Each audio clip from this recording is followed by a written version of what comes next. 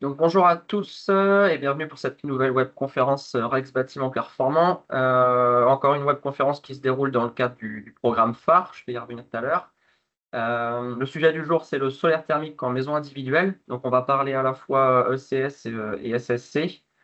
Au sommaire, on a un petit rappel concernant le projet phare que je vais faire tout de suite. Un petit rappel aussi du dispositif Rex Bâtiment Performant puisque la présentation va suivre un petit peu la méthode du dispositif RexBP.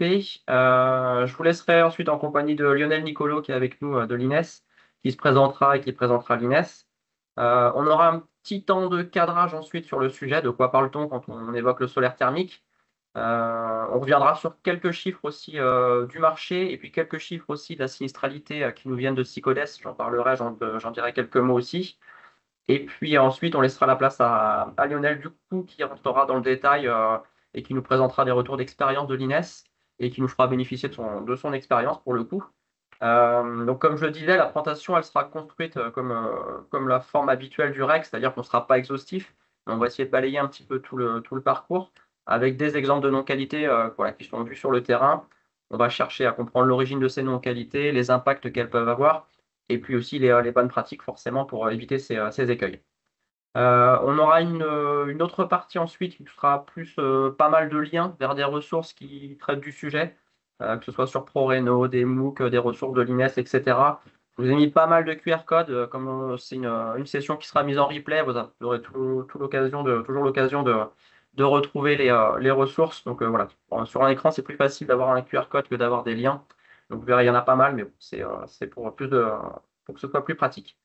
Donc la présentation elle sera découpée en 7 parties. À chaque partie que présentera Lionel, plutôt que de garder toutes les questions à la fin, moi je regarderai dans la conversation si vous avez des questions qui sont en lien avec le sujet qu'on vient d'évoquer et je les soumettrai à Lionel puisque du coup, hein, comme d'habitude, on a laissé les micros et les caméras fermés pour que ce soit plus facile à gérer, hein. Il y avait 450 inscrits potentiellement.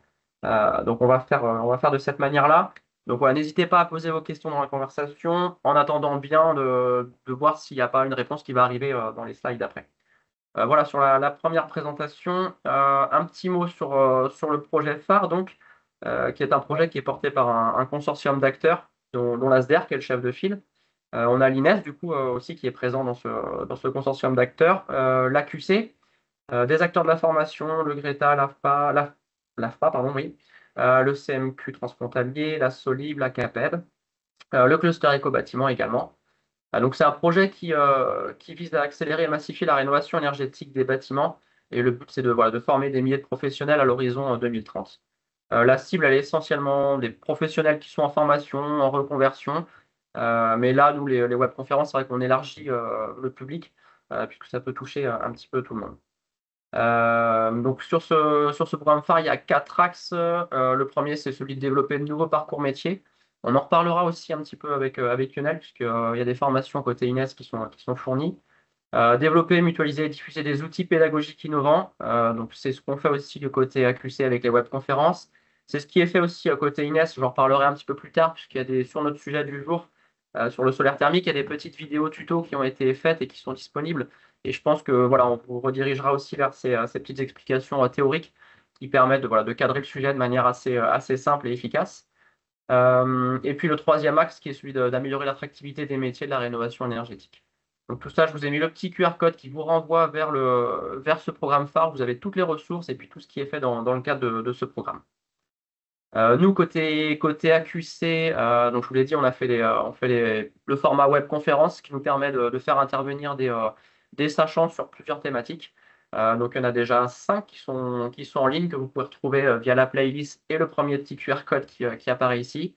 Et donc celle d'aujourd'hui, elle sera aussi mise en replay avec un chapitrage pour que voilà, pas forcément se reprendre toute la web conférence, mais aller au chapitre qui vous concerne ou qui vous intéresse. Voilà pour phare. Un petit mot sur le dispositif Rex Bâtiment Performant, qui est un autre des observatoires de l'AQC, qui est celui dédié aux risques émergents. L'objectif, c'est d'aller sur le terrain pour se rendre compte exactement de ce qui se passe. C'est ce que je disais, on n'est pas exhaustif, on s'appuie sur les événements qu'on voit sur le terrain. Donc, on a des audits qui sont faits sur le terrain. En ce moment, par exemple, on fait un REX sur les packs centralisés en logement collectif. Donc on a ce qu'on appelle des enquêteurs qui vont sur le terrain. On a une étape de capitalisation où on met à disposition de ces enquêteurs une base de données qui leur permet de saisir tous les événements de non-qualité, les origines impact, ce qu'on va voir un petit peu aujourd'hui, dans une base de données et qui nous permet ensuite de faciliter la troisième partie qui est celle de l'analyse avec des contributeurs experts.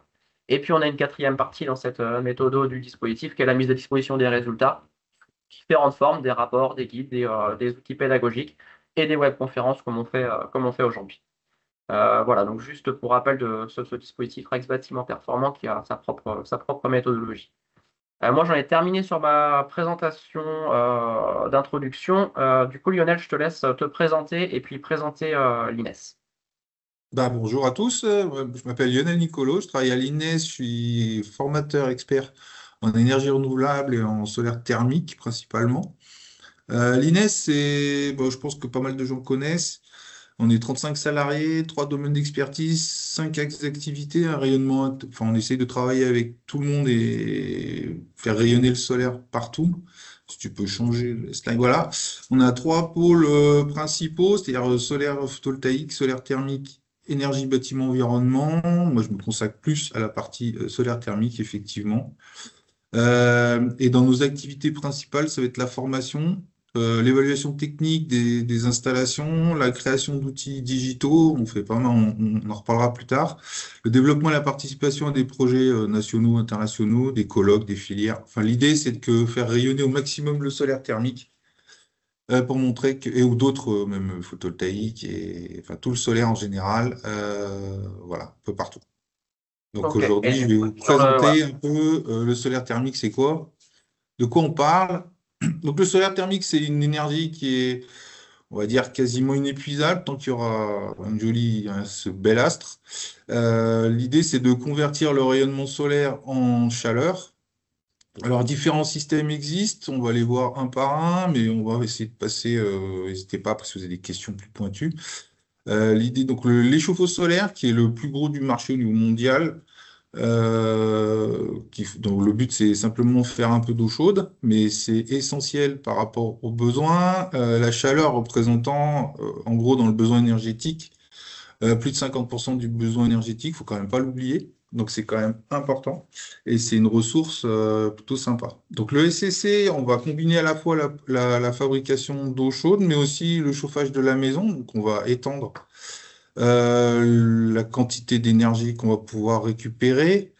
C'est déjà des installations un peu plus complexes, plus grandes, mais on verra les différents systèmes qui existent. Et c'est un domaine qui redémarre bien, qui avait bien fonctionné il y a quelques années et qui repart très bien.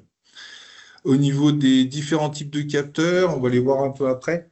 On va voir chaque capteur a ses prérogatives par rapport à son niveau de température et l'utilisation qu'on va en faire. Et les applications vont être à la fois dans le résidentiel, c'est plus ce qu'on va voir aujourd'hui, mais aussi en collectif, en tertiaire, en industrie, en agriculture. Il y a des gros besoins et il ne faut pas négliger ces aspects-là. Voilà, donc si tu peux. Voilà, donc présentation rapide d'un chauffe-eau solaire. Donc le principe de base que j'expliquais tout à l'heure, capteur solaire qui lui va récupérer le rayonnement solaire, va le capter via un réseau. Souvent, enfin nous là, on va travailler plutôt sur les systèmes hydrauliques. Donc on va récupérer la chaleur à travers une tôle. Cette tôle va chauffer, elle est noire avec une surface sélective. Ça, c'est vraiment la base du système et on va transférer cette chaleur-là dans un stockage. On va pouvoir garder cette chaleur-là. L'avantage du solaire, c'est quoi? C'est on fait de l'autoconsommation. Donc, en gros, tout ce qu'on peut récupérer, on le stocke avec des coûts de stockage qui sont faibles par rapport à d'autres énergies et on va pouvoir le restituer quand on veut. Donc, c'est composé d'un circuit primaire. On va avoir les capteurs solaires, le fluide caloporteur jusqu'à l'échangeur qui va être dans le ballon ou à l'extérieur au ballon. D'un circuit secondaire, où c'est là où on va fabriquer l'eau, enfin, où on stocke l'eau chaude et on la distribue. D'un système d'appoint, parce que malheureusement, sous nos latitudes, eh ben, on ne peut pas utiliser le solaire à 100%. Donc, souvent, on va devoir coupler ça à une chaudière, quel que soit le type, ou électrique, pack, chaudière, bois, autre. Au niveau régulation, ça va être assez simple. Il va y avoir différents types de régulation. Il y a des systèmes sans régulation qui vont travailler en thermosiphon, c'est-à-dire que c'est la chaleur qui va monter naturellement dans le ballon et le chauffer. Mais il va y avoir le plus courant, ça va être des systèmes avec régulateurs qui, eux, vont faire tourner un circulateur si la température des capteurs est supérieure à la température du stockage. Et on va venir envoyer cette énergie dans le stockage. Si on regarde les différents systèmes, donc là, on a vu le chauffe-eau, on a aussi le chauffage. Alors, le chauffage solaire, gros intérêt, c'est quand même beaucoup plus d'énergie produite sur l'année, hein, souvent, hein, par rapport à un chauffe-eau individuel. Donc, ça peut être très intéressant. Deux systèmes principaux, les systèmes en solaire direct, les systèmes hydroaccumulation, on verra après. Donc, le principe du solaire direct, c'est d'aller stocker le maximum d'énergie directement dans le bâtiment. Et si vous regardez le schéma, vous voyez qu'il n'y a pas d'échangeur entre les capteurs et les émetteurs de chaleur. Donc, on va diminuer les pertes, puisque du coup, le niveau de température de fonctionnement des capteurs sera plus bas. Inconvénient, c'est que toute l'installation, du coup, se retrouve glycolée. Alors, ça peut être un inconvénient ou un avantage, d'ailleurs, surtout dans les régions où il y a du gel. Donc, le système est assez simple. Système primaire, on va avoir des capteurs, fluides caloporteurs, échangeurs thermiques par rapport à l'eau, par exemple. Par rapport au ballon, il y aura toujours un échangeur thermique. Par contre, pour la fabrication de CS, par contre, on va aller directement sur les émetteurs de chauffage. On va privilégier bien évidemment des planchers chauffants ou des radiateurs basse température afin de faire travailler les capteurs le plus bas possible pour qu'ils aient le maximum de rendement. Les appoints, on va pouvoir coupler n'importe quel type de chaudière au système, à condition qu'ils acceptent le glycol. Sinon, il faudra effectivement avoir un échangeur à plaques entre les deux. Au niveau des circuits secondaires, on a donc le ballon de chauffage, de stockage, pardon, qui va faire le chaud sanitaire. On peut aussi rajouter un ballon de tampon dans certains cas.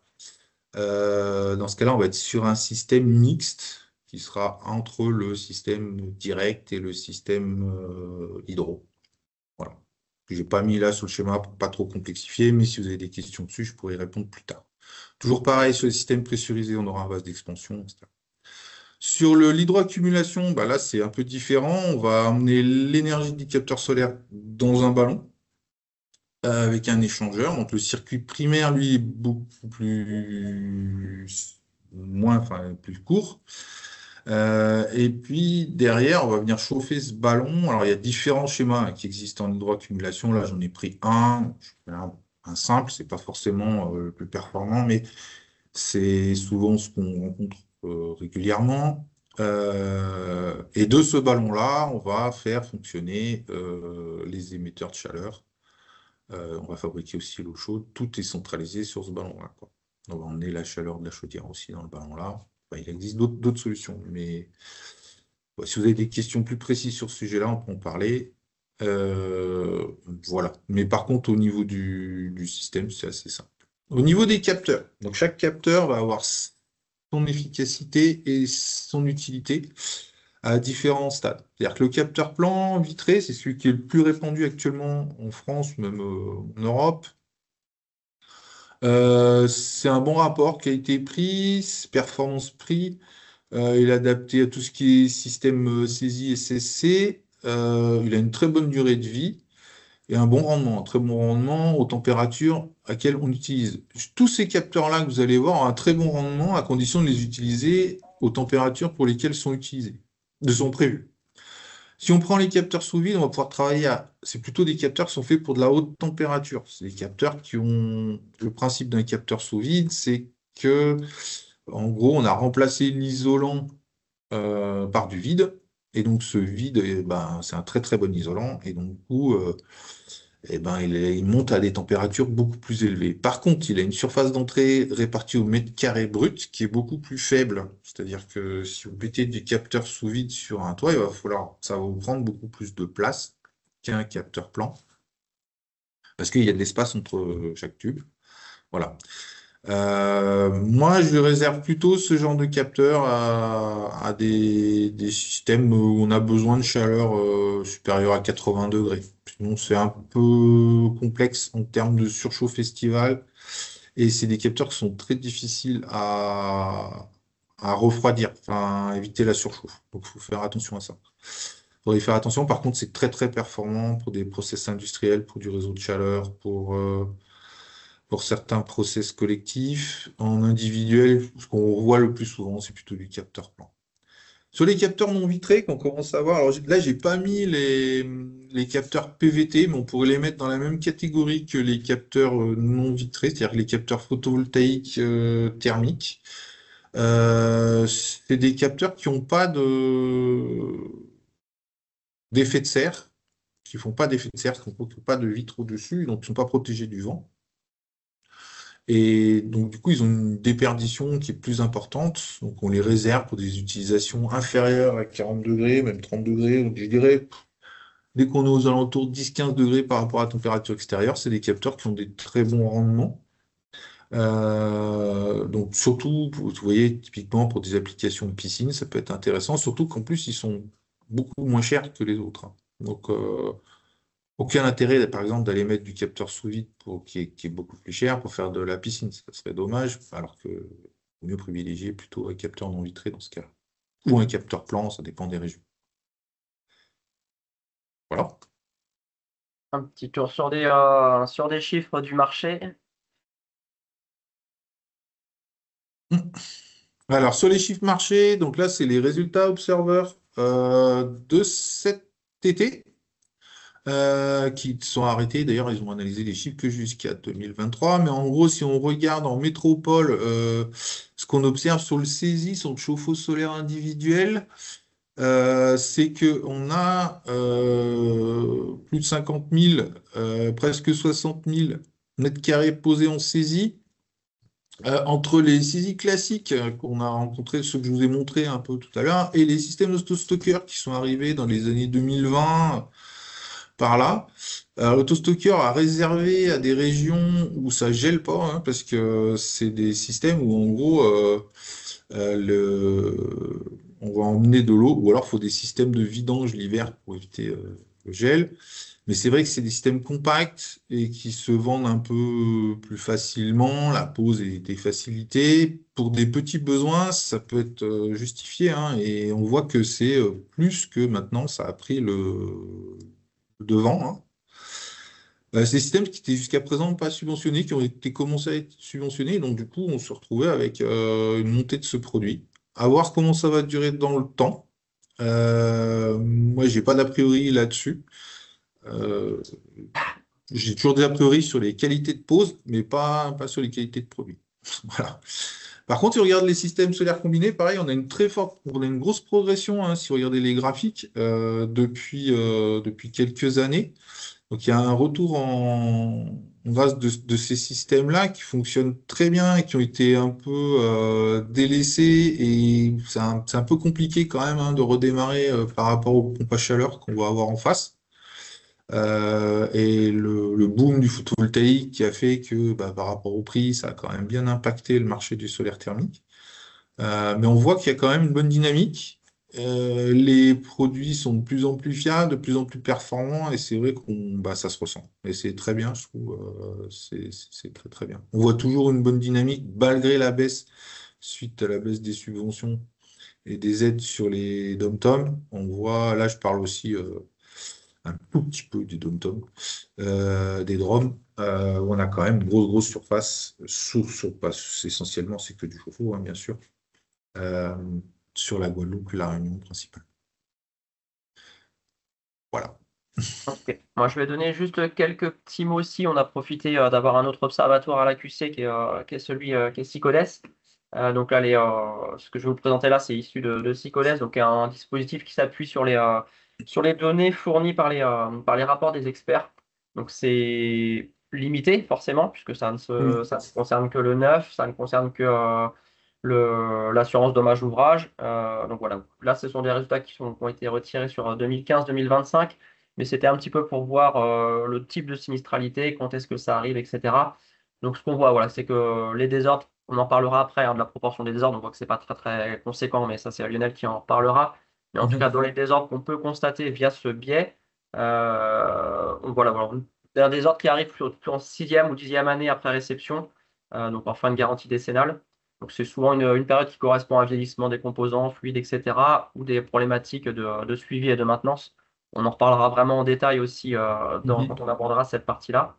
Juste ce qu'on peut voir aussi, c'est qu'on a une répartition des désordres qui sont aussi bien impactés par les capteurs, donc tout ce qui est lié à la pose des capteurs, l'étanchéité, que la partie thermique, chauffe-eau, etc. On est à 50-50 sur le type de désordre. Nous, c'est un des systèmes sur lesquels on classifie les désordres. Donc là, on voit qu'on est sur une répartition à 50-50. Un petit peu de détails, mais ça va. Ce qui était intéressant, c'est de voir si on se recoupait vraiment avec ce que Lionel va nous proposer comme retour d'expérience, et on voit qu'on est sur à peu près les mêmes types de désordres, ce qui paraît logique. Donc sur la partie étanchéité, capteur solaire, on voit essentiellement des défauts qui sont principalement dus à des défauts au niveau des points singuliers, donc des raccords, des solins, etc., qui vont générer des problématiques d'étanchéité. Parfois des défauts de matériaux aussi, des défauts liés aux liaisons de pénétration, et puis la plupart du temps, c'est des choses qu'on voit en partie courante aussi. Sur la partie chauffe-eau solaire, plus la partie thermique pour le coup, et pas mal de problématiques liées, enfin pas mal, une proportion par rapport, parce qu'il n'y a pas beaucoup de problématiques, mais une proportion qui est liée surtout aux fuites, aux dégradations, fuites liquide caloporteur, etc. Des problématiques de corrosion aussi qui peuvent arriver sur la cuve du ballon. Problématique de dimensionnement, ça aussi on va y revenir plus en détail pour expliquer un petit peu ce qui peut se cacher derrière ces problématiques de dimensionnement.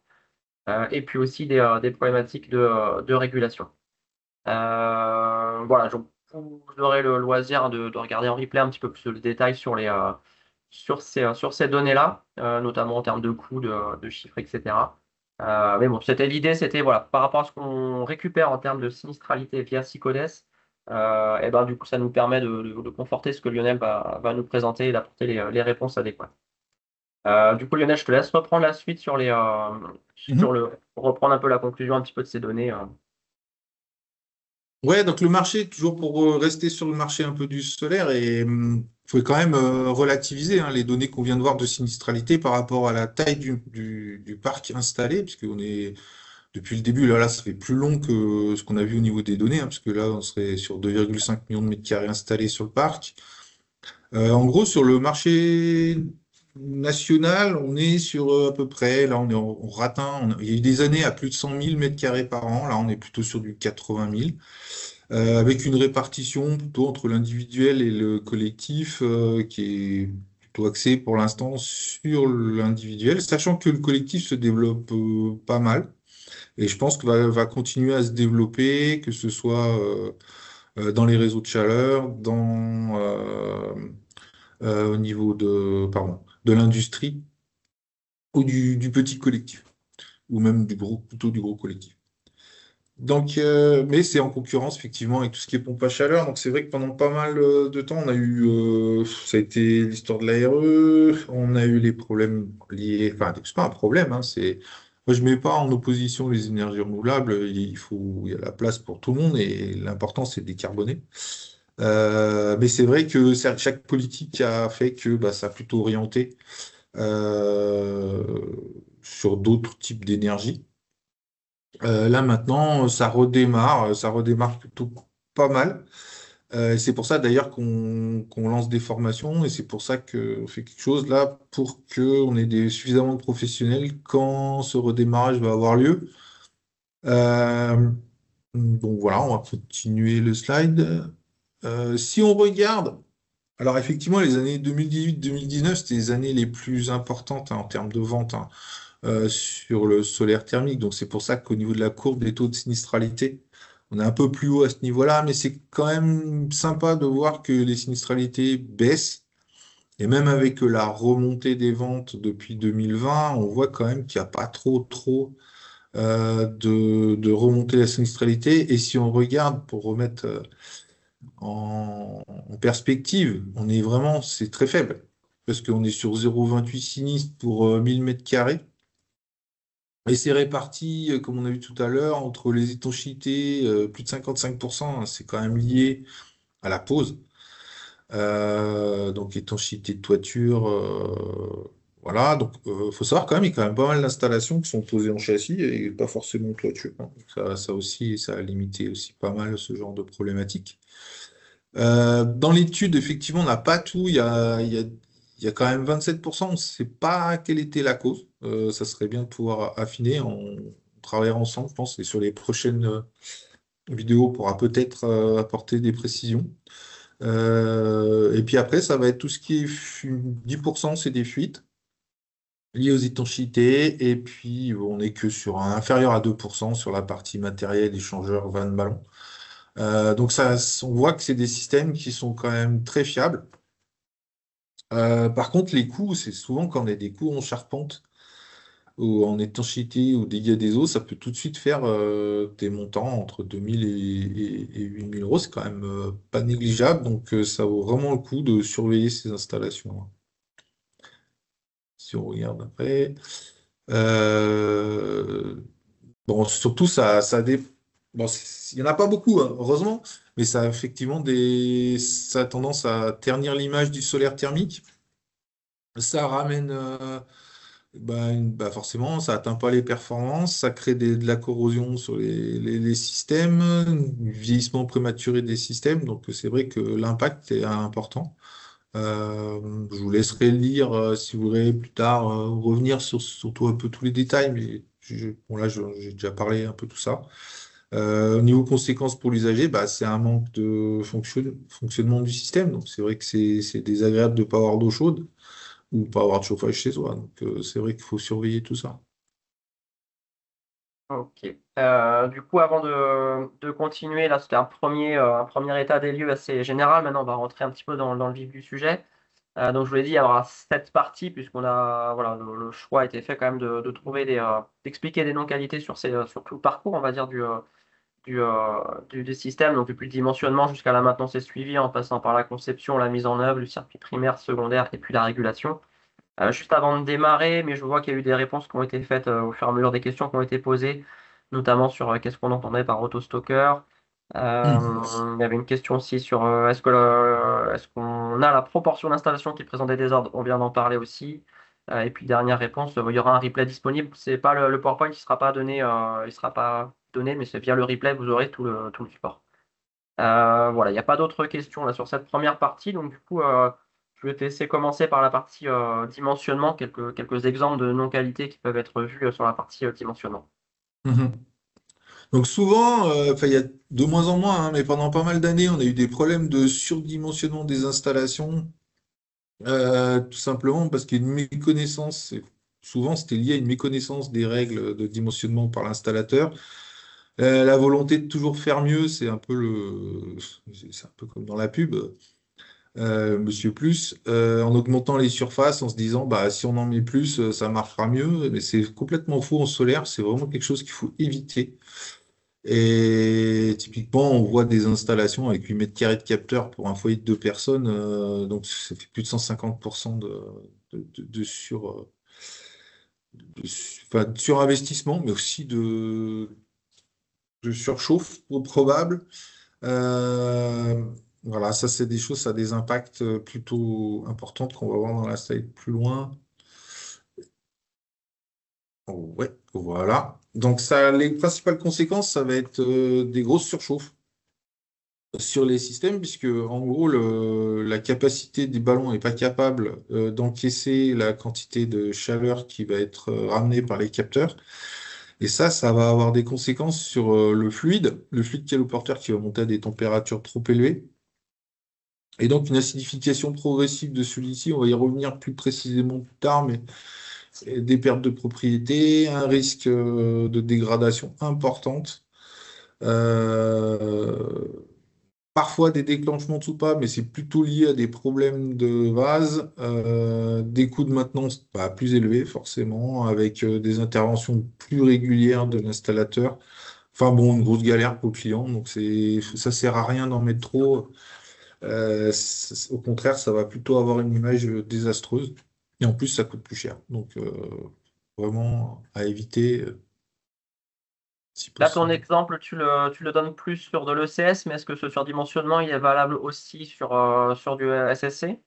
Ouais, ça peut être là exactement la même chose sur du SCC, sachant que bah, ça peut même être pire sur du SCC, parce qu'en gros, les surfaces, mais ça va pas forcément, souvent, c'est les surdimensionnements au niveau du SCC vont surtout se ressentir sur les tailles de ballons. Je vais venir après sur les ballons.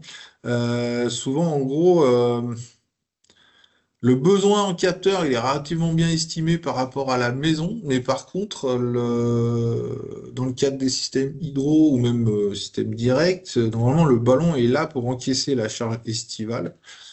Si il n'y a pas un ballon suffisamment gros, on va avoir des problèmes de surchauffe l'été, ouais. Mais là, ouais, effectivement, c'est un peu l'inverse. C'est-à-dire que le capteur a bien été dimensionné par rapport aux besoins, je dirais, de la maison, mais par contre, le ballon qui assure la sécurité de montant de température estivale, lui, était sous-dimensionné. Ok, merci.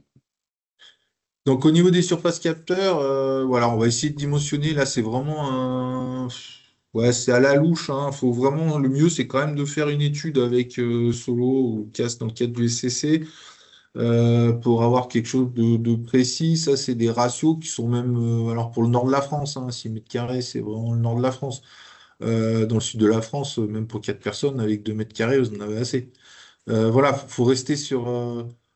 Le plus, c'est l'ennemi du bien. Donc, vaut mieux une installation avec un peu moins de capteurs dans le cadre d'un chauffe-eau. Sur du SCC, il y a d'autres techniques qu'on peut utiliser pour stocker et puis pour évacuer l'excédent d'énergie l'été. Mais il faudra bien les mettre en place avant tout ça.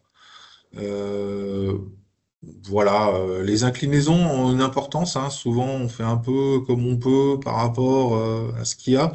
Par contre, je déconseille fortement un changement d'inclinaison sur les saisies, parce que surtout quand vous avez un pan de toiture, par exemple, qui a une inclinaison donnée, ne changez pas l'inclinaison pour un saisi. Vous prenez des risques de fixation, d'arrachement au vent. En plus d'aspect, ça va pas être très joli.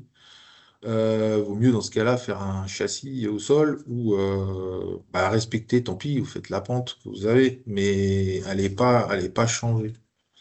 Parce que autant sur un SCC, bah, on va faire des travaux, on va essayer de faire quelque chose de bien fait, enfin voilà.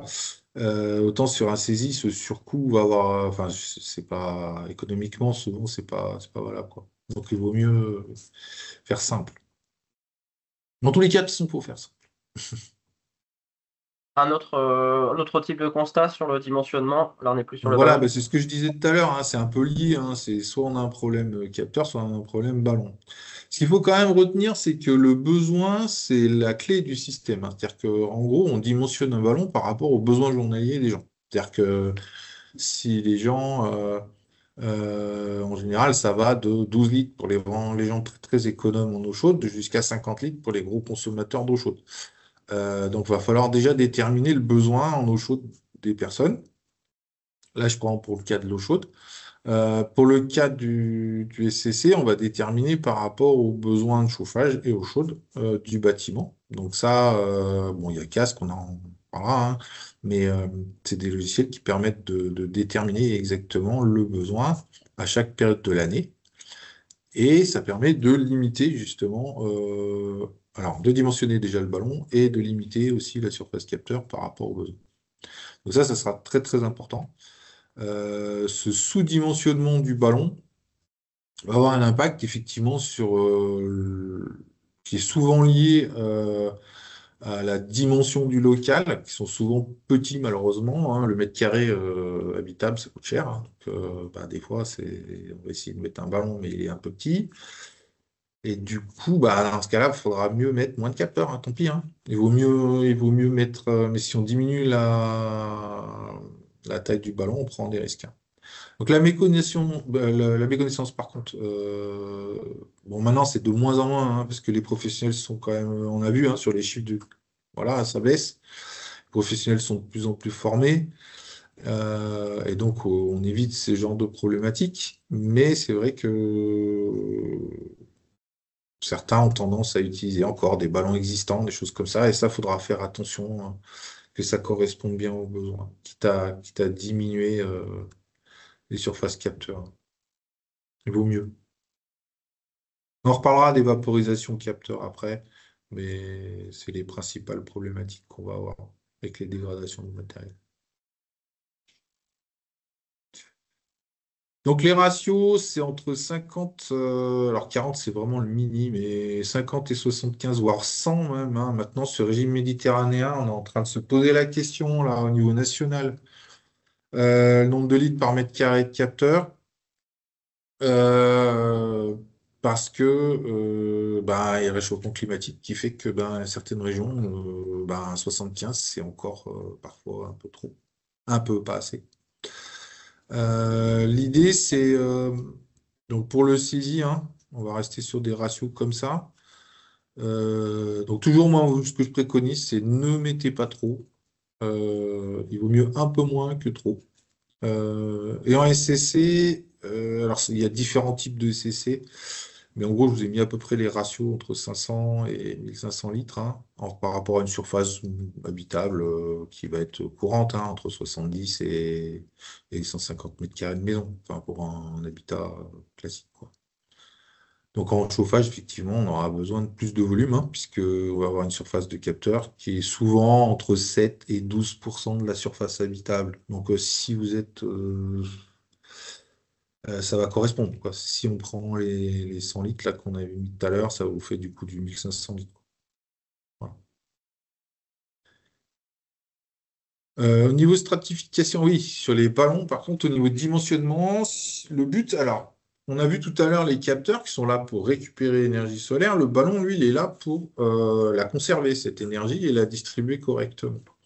Donc l'important, c'est d'avoir une très bonne stratification thermique dans les ballons.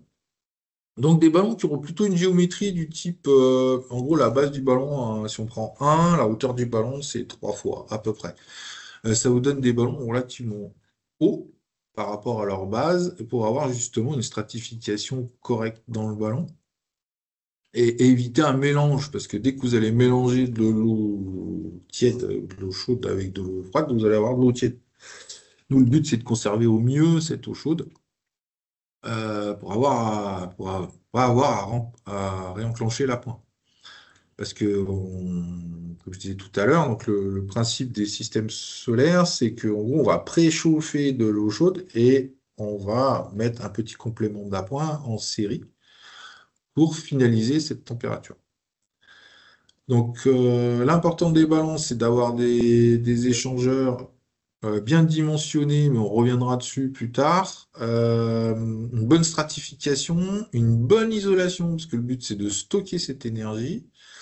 Et puis, alors une bonne isolation, c'est à la fois l'isolant qui est sur les parois du ballon, mais aussi les piquages du ballon. Les piquages devront être placés de telle façon à pas déstratifier. Il ne faut pas qu'on arrive trop vite en vitesse dans le ballon pour mélanger tout le liquide du ballon. Pareil, à l'arrêt, c'est important d'avoir les piquages du ballon, donc les sorties de ballon, qui vont vers le bas, parce que la chaleur ne sait pas descendre. Donc si tous vos piquages ballon vont vers le bas, vous allez limiter votre température de vos déperditions au ballon. Et vous n'allez pas aller trop loin. Voilà. Donc c'est important d'avoir un ballon bien dimensionné, mais aussi bien isolé. Du coup, sur cette partie dimensionnement, avant de passer à la partie conception, quelques questions ou remarques. Je reprends. Que penser des saisies tout intégrées, sans glycol, comme ceux de Helio France? Ouais, c'est une marque. Est-ce qu'il y a une Alors, remarque c'est des particulière sur systèmes. les Alors, saisies chez tout Léo intégrées? France, ils font des systèmes auto-vidangeables. Dans le collège, j'en ai pas parlé, mais c'est vrai que c'est une très bonne question. Je me suis dit que ça allait venir dans la conversation. Donc, les systèmes auto-vidangeables, c'est des systèmes, en gros, où faut que les systèmes soient étanches à l'air. Vous avez une réserve liquide qui est dans le ballon. On va pouvoir travailler avec de l'eau. L'idée, c'est d'aller, la pompe va remplir, en gros, vos capteurs à l'arrêt sont vides. Et quand vous démarrez la pompe du système, vous allez remplir votre capteur de liquide, qui lui, l'air va être stocké dans une zone tampon, et le reste va continuer à circuler dans le système. Donc, en gros, vous remplissez vos capteurs quand vous avez besoin de chaleur, et quand vous n'avez plus besoin de chaleur, vous videz vos capteurs dans un volume qui est prévu à cet effet. Et donc, du coup, vous avez des systèmes qui sont étanches à l'air. C'est-à-dire qu'il ne faut surtout pas qu'il y ait d'air dedans, sinon vous aurez de la corrosion dans vos systèmes, que ce soit au niveau du fluide, si c'est du glycol, ou au niveau des parois, des tuyauteries, etc., de la corrosion. Voilà, donc c'est des systèmes qui fonctionnent très bien, et la production souvent d'eau chaude c'est pas l'eau du ballon, c'est un serpentin qui passe à l'intérieur, et on fait de la production, ce qu'on appelle, c'est des ballons hygiéniques, ce qu'on appelle, en gros, on fait de la production d'eau chaude instantanée.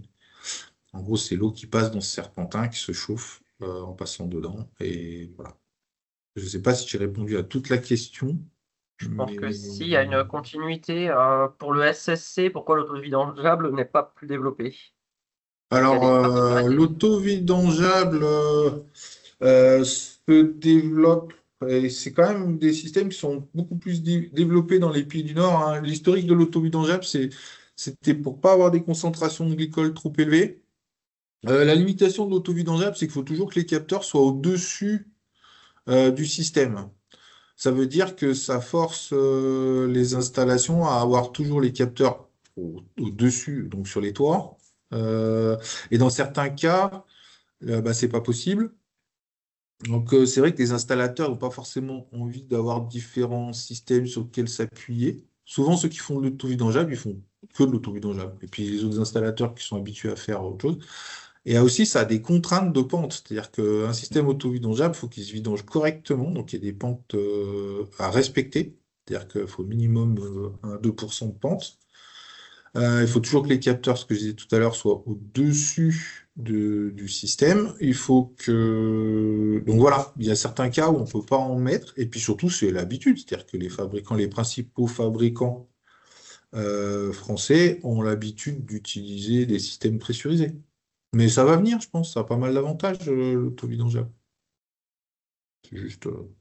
Voilà, la question suivante, elle est plus sur la conception. On va en parler tout à l'heure sur l'orientation des capteurs, mais bon, je peux quand même poser la question. Que pensez-vous d'installer des capteurs à la fois à l'est et à l'ouest pour un SSC? On va en reparler de l'orientation. Ça fait partie des slides qui sont juste après. Moi, j'ai rien contre. Sauf que bah, du coup, vous allez augmenter globalement votre surface de capteur. C'est plus économique, hein. C'est plus un problème économique. C'est accepté. Alors, si vous n'utilisez pas de l'argent public pour le faire, c'est pas forcément gênant. Mais c'est juste un. Si on peut avoir des capteurs au sud, c'est le mieux. 45 est, 45 ouest. Si c'est pas possible, pourquoi pas, hein. Du est ou du ouest, pourquoi pas. Actuellement, c'est pas trop conseillé.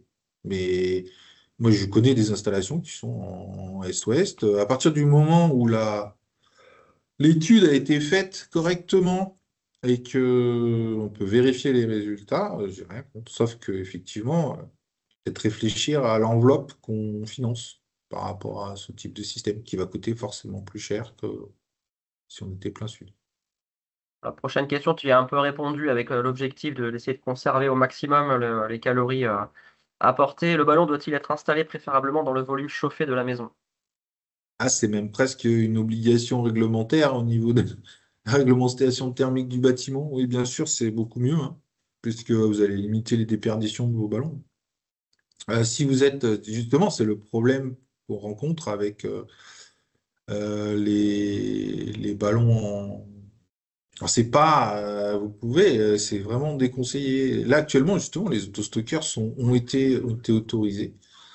Donc ça veut dire que les chauffe-eau, typiquement les chauffe-eau en thermosiphon ou autres, peuvent être autorisés, mais on déconseille pour des risques de gel. Dans les régions où il n'y a pas de gel, pourquoi pas, mais en termes énergétiques, c'est pas forcément idéal. Par contre, s'il y a des zones où il y a du gel, bah, c'est complètement proscrit. Si vous le mettez en dehors de vous avez votre réseau sanitaire qui risque de geler, quoi. Faut-il un ballon avec sortie par le dessus du ballon? Alors, il vaut mieux éviter. En général, il vaut mieux éviter d'avoir des ballons avec des sorties au sommet, parce que si vous mettez une sortie au sommet, c'est une déperdition permanente à l'arrêt. vers le haut. En général, les dernières générations de ballons, les meilleurs ballons, vous avez un piquage latéral qui vient récupérer, il y a un coude à l'intérieur qui vient récupérer sur le haut du ballon la partie haute du ballon, de l'eau, qui est au plus chaud. Et du coup, ça permet justement d'avoir un ballon où tout le sommet du ballon est très très bien isolé, avec une couche d'isolant, là où c'est le plus déperditif, la plus importante possible. Ah non, mieux éviter d'avoir un piquage au sommet de ballon. Bon, il y a des questions un peu plus longues. Le logiciel casse, mais t'en reparlera peut-être un petit peu après, donc je vais peut-être la garder Mhm. de côté. On y reviendra. Bon, je te la lis quand même, comme ça tu pourras l'avoir en tête. Logiciel casque ne prend pas en compte le volume de ballon et donc de stockage de chaleur, souvent en absence des utilisateurs. La point fonctionnant le soir dans mon cas, est-ce que je sais pas si tu la vois la question, mais on pourra peut-être la retraiter quand tu parleras de ces outils-là, dans ces cas-là. Je rebalayerai moi le. Sur le stockage, souvent l'absence de la pointe fonctionne le soir. Donc, c'est une notion. Mais normalement, ça s'est réglé, hein, ça s'est réglé par rapport au.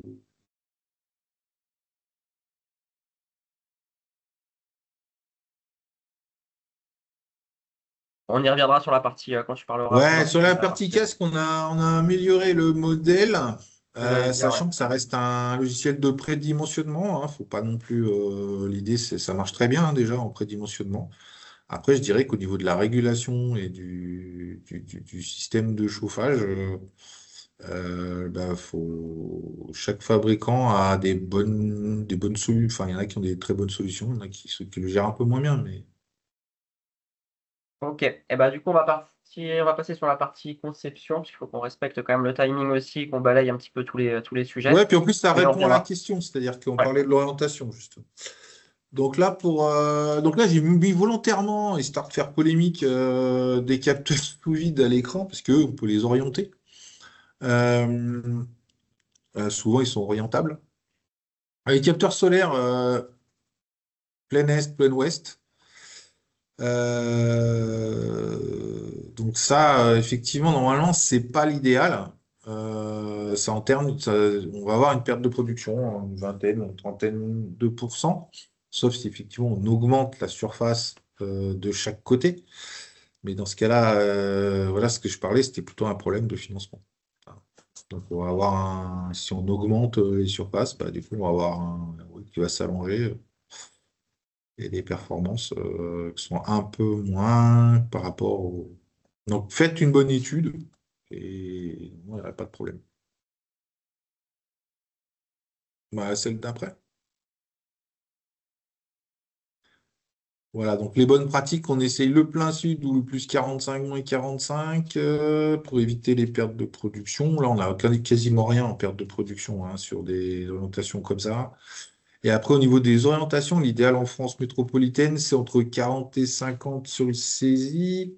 Sauf si vraiment, après, enfin là, c'est vraiment des grandes lignes. Hein. C'est vrai que si les plus gros besoins, c'est des besoins estivaux et que, par exemple, c'est un camping, une piscine, c'est sûr que bah, on peut accepter des inclinaisons moins importantes. Hein.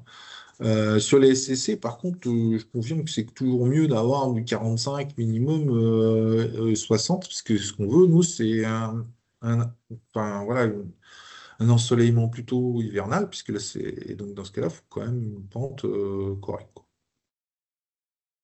Donc faire attention à ça. Il faut éviter les inclinaisons inférieures à 25, pour deux raisons. Hein. Sur les intégrations de toiture, vous risquez d'avoir des grosses infiltrations. Et sur les capteurs, vous pouvez avoir un encrassement qui est lié au pollen ou autre.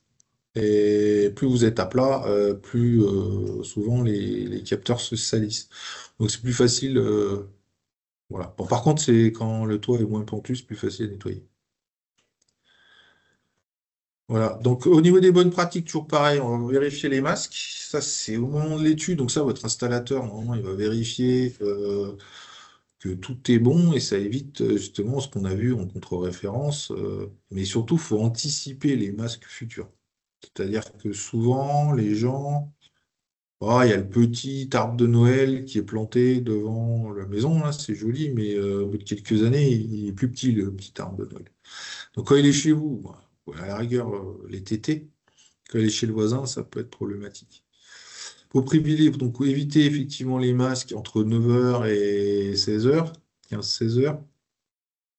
Et puis, parce que ça va avoir un impact direct sur la production, hein. Un masque proche, tant les masques lointains n'ont pas forcément un impact, mais c'est plus facile à définir. Les masques proches, ça peut avoir un impact important. Bon, beaucoup moins qu'en photovoltaïque, mais quand même, ça peut avoir un impact. Du coup, si on passe sur la mise en œuvre, voilà d'autres exemples aussi de non-qualité à expliquer. Ouais. Donc sur la mise en œuvre au niveau des capteurs en toiture, donc ça c'est le musée mais c'est régulier, hein. Moi, ce que je dis aux installateurs, c'est quand vous savez pas, prenez un couvreur. Au niveau des DTU, tout est écrit, hein, dans les DTU, que ce soit solaire thermique ou couverture. Et en rencontre, on a vu, hein, 50% des problématiques sont liées à ça. Soit des bavettes trop courtes, soit des recouvrements trop courts, soit des inclinaisons trop faibles. Enfin, voilà. Qui vont engendrer souvent des coûts importants. Et puis, ben, des agréments pour la personne qui ça arrive, hein, avec, alors que ce soit en individuel ou en collectif, ça peut avoir des conséquences sur, bah, des fois, et t'es obligé d'évacuer le bâtiment, on peut plus loger à cet endroit-là, enfin, il peut y avoir des problèmes. Donc tout existe au niveau matériel fabricant, au niveau DTU, tout existe. Donc normalement, on devrait moins avoir. Alors quand on regarde le nombre de sinistres, il y en a quand même peu, hein, faut pas non plus, mais il y en a encore. Mais je dirais que c'est pas lié forcément que au solaire. On peut avoir le même type de problématique, je pense, pour des fenêtres de toit ou autres, hein. Mais, voilà. Mais bon, les coups d'un, faut quand même faire attention. Donc respecter ce que je viens de dire, hein, respecter les réglementations thermiques, les DTU, euh, bien vérifier les étanchéités. Moi, ce que je dis aux installateurs, des fois, ça vaut le coup, hein, mettre un coup de jet, partir, vérifier que tout est correct, prévoir aussi tout ce qui est charge. En ce moment, on a une journée où c'est très très venteux. Typiquement, les réglementations neige et vent. Bah, faut les respecter. Alors, il y a peu de cas globalement, mais comme on a vu tout à l'heure, mais moi, ça m'est déjà arrivé sur certains sites d'avoir un capteur qui était posé le soir et le lendemain matin, il était en bas de l'immeuble. Donc, ben voilà, donc ça peut arriver. Donc, faut faire attention. Alors, d'autres sujets sur la mise en œuvre aussi. Là, on est plutôt sur le calorifugage, isolation des Hmm. canalisations. Alors ça, c'est une grosse problématique souvent qu'on a rencontrée et qu'on rencontre beaucoup. C'est que, alors il y a deux cas, hein. Il y a la qualité de l'isolant et l'insuffisance et l'absence même carrément d'isolant. Ça a plusieurs impacts, hein. Ça a des impacts sur ben, le fait que on perde de la chaleur entre les capteurs et le système, ou on perd de la chaleur même dans la distribution, hein, mais c'est pas réservé que aux capteurs.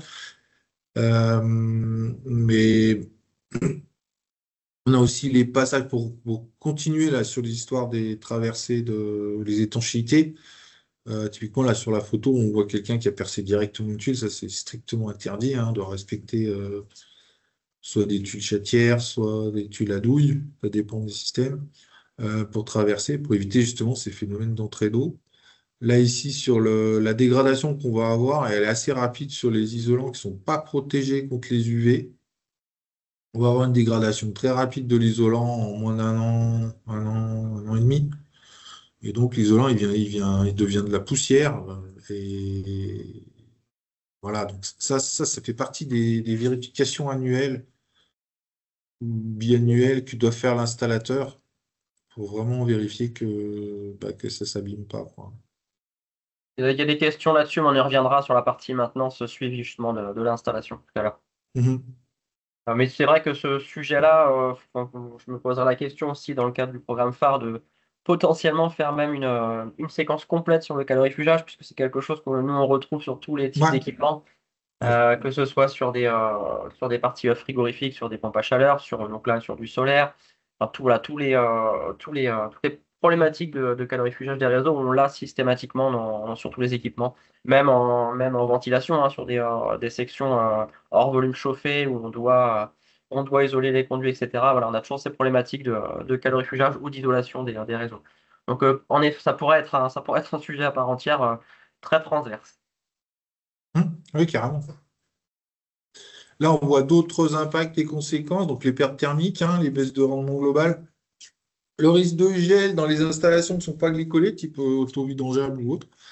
Euh, La condensation, formation d'humidité qui peut ruisseler sur le tube, enfin, bon, il peut y avoir pas mal de problématiques. Vieillissement prématuré des composants et circuits hydrauliques. Normalement, ils sont censés résister quand même aux intempéries au niveau circuit hydraulique, donc ça ne va pas avoir forcément énormément d'impact, mais c'est surtout par rapport au. Et hormis ça, ça peut être aussi des risques de brûlure hein, dans certains sites. Hein. Attention, on passe les tuyauteries, parce que quand l'isolant n'est plus là, voilà. Il peut y avoir aussi des risques de brûlure. Donc faire attention. Donc, on va respecter des épaisseurs minimales et surtout des qualités d'isolant. Les qualités doivent, enfin, en extérieur, enfin, ceux qui sont exposés aux UV, doivent résister à la fois aux UV, aux températures supérieures à 150 degrés. Euh, donc, c'est souvent des mousses PDM ou des mousses ou de la laine minérale. Ces laines minérales, elle résiste très bien, mais par contre, il faudra dans ce cas-là bien les protéger des entrées d'eau, parce qu'elles, par contre, si elles sont mouillées, elles perdent un peu leurs caractéristiques isolantes.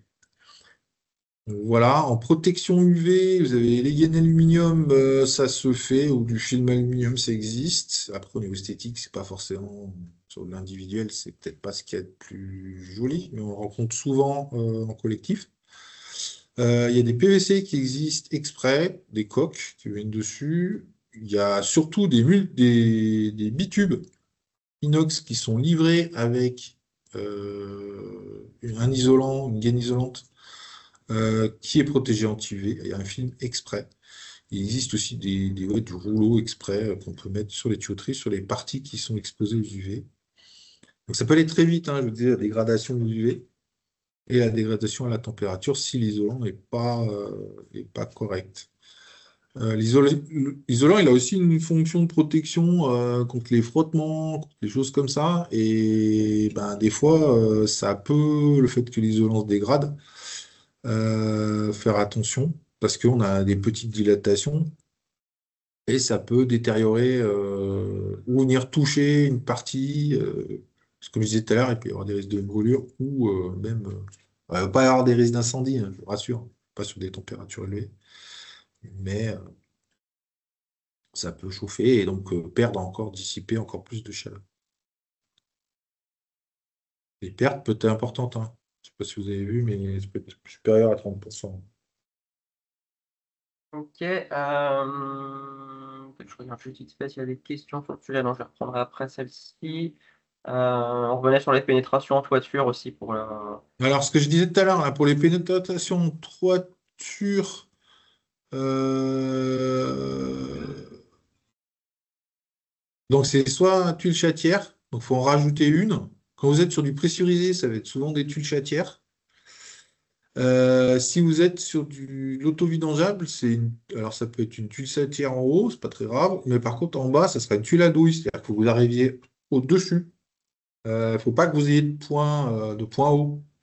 Donc, bon, ça, on peut en reparler, des formations, puis vous pouvez trouver de la matière là-dessus. Il y a pas mal de sites qui en parlent. Hein. Mais les fabricants qui vendent de l'auto-vidangeable, de toute façon, ont le matériel adéquat. Au niveau des montées en température du fluide, donc ça peut être une grosse problématique. Enfin, en gros, un fluide, qu'est-ce qui se passe? Quand il monte trop régulièrement, alors une surchauffe, c'est pas très grave sur un système. à condition que le comportement de la vaporisation soit correct. Ça, je vais en reparler.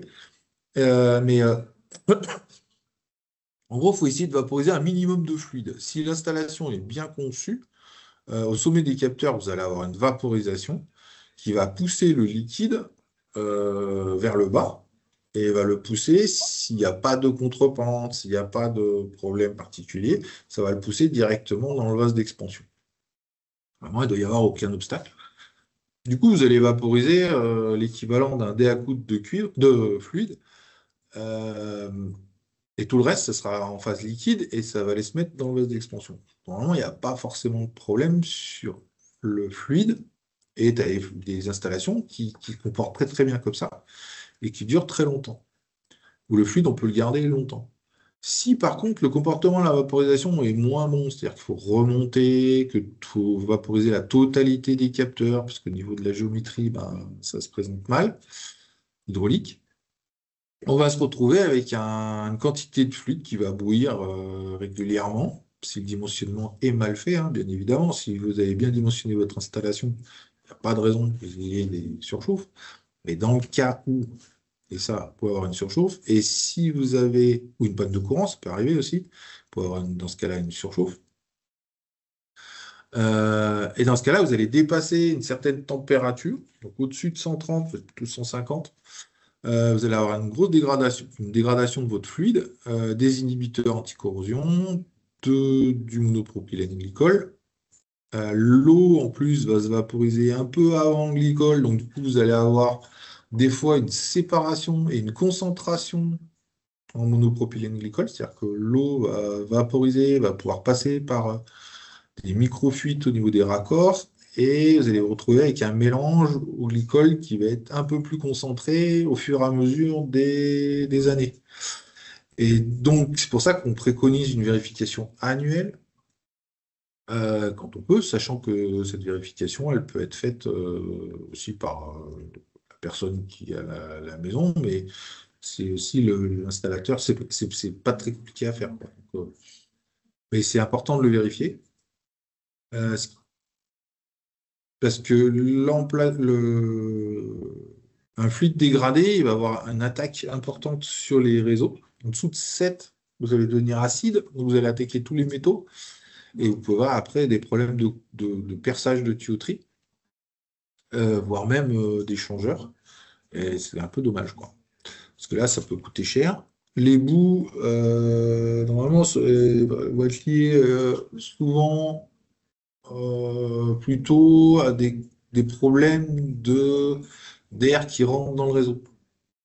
Ça, c'est plutôt. Mais c'est le fait d'avoir des surchauffes, ça peut aussi provoquer des bouts. Au niveau des fuites et joints raccords, bah forcément, les raccords, souvent en chaufferie, normalement, ils sont censés résister à ces niveaux de température-là, tout au moins proche du capteur. Après, en dessous, en chaufferie, souvent, le matériel est un peu plus standard. Et donc, bah, une vaporisation forte, mal gérée, ou trop régulière, va dégrader ça. L'acidification du fluide ou le fait qu'il devienne basique peut dégrader aussi les joints. Donc voilà, ça fait partie des vérifications annuelles. Une fuite, il faut la traiter le plus rapidement possible. Parce qu'en général, elle se colmate jamais toute seule.